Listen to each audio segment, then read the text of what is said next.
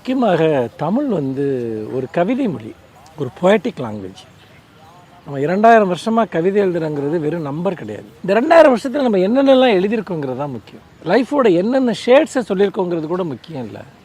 அந்த லாங்குவேஜினுடைய டெப்த், நம்முடைய poetic லாங்குவேஜினுடைய depth, இன்னும் சொல்லப்போனால் வெர்சாலிட்டி.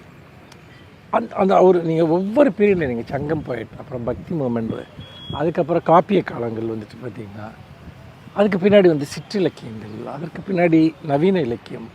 நீங்கள் தொடர்ந்து அந்த கேன்வாஸ் பார்த்திங்கன்னா ரொம்ப பிரம்மாண்டமாக இருக்கும். இப்போ தமிழ் கவிதை வந்து இவ்வளோ பெரிய ஒரு பரப்பு, எத்தனை மொழிகளில் இவ்வளோ ஒரு விஸ்தீரமான ஒரு பொயட்டிக் ஒரு கேன்வாஸ் இருக்குங்கிறது ரொம்ப அபூர்வம்.